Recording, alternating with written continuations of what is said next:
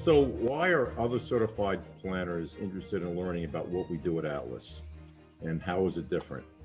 Well, we use the most advanced mathematics and science related to the creation and design of our investment models.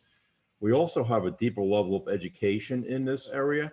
For example, most CFPs only take one course on investments. We've taken multiple courses and programs on investments, and we also use modern portfolio theory. One thing that surprises me, and I know a lot of firms, I was national chair in NAFA, so I know a lot of firms.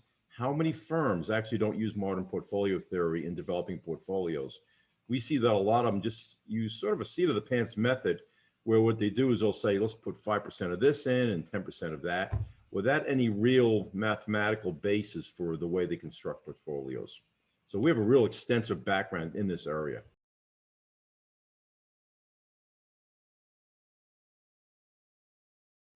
So modern portfolio theory, just to back up and give you a little history, was developed in the 1950s by a PhD mathematician called Dr. Harry Markowitz. And it's a phenomenal theory. He was the first one to try to adopt the science of statistics to portfolio design.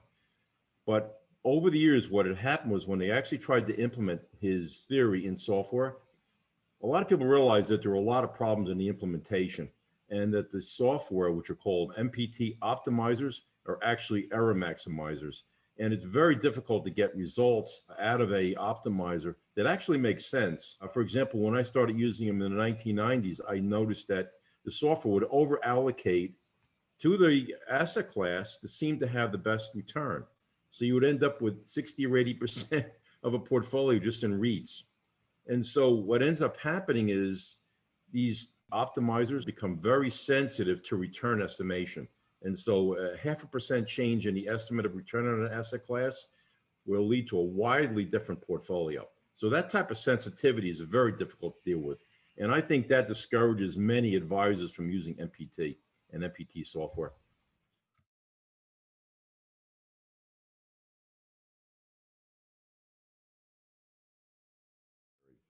Well, our backgrounds are probably more extensive than most people in this profession. In Laura's case, for example, she has a PhD in financial planning, focused on investments and economics, and she's acquired a significant amount of background in the mathematical and statistical modeling skills to help her interpret and apply the body of knowledge.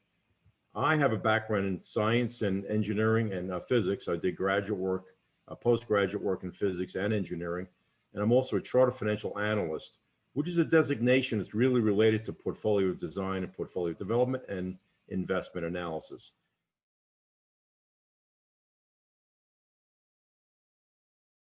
Well, we think one problem we see with a lot of firms is that they will invest in what they believe are really asset classes.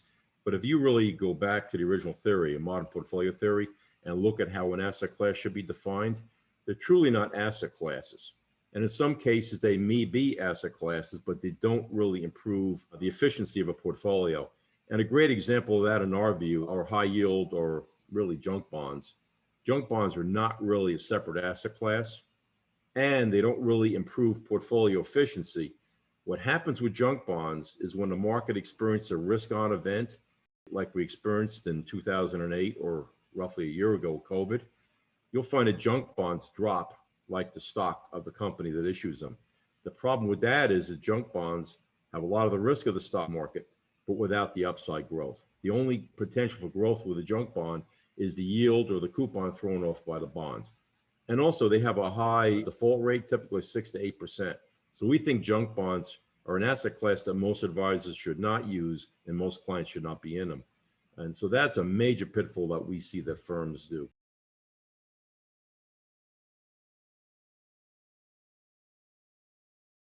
So the way this benefits you as a client is that if we have done a detailed financial plan and an analysis of what rate of return you need to earn to achieve your goals, for argument's sake, 6 or 7%, we want you to achieve that return with the least risk possible. And there's an important mathematical reason for that.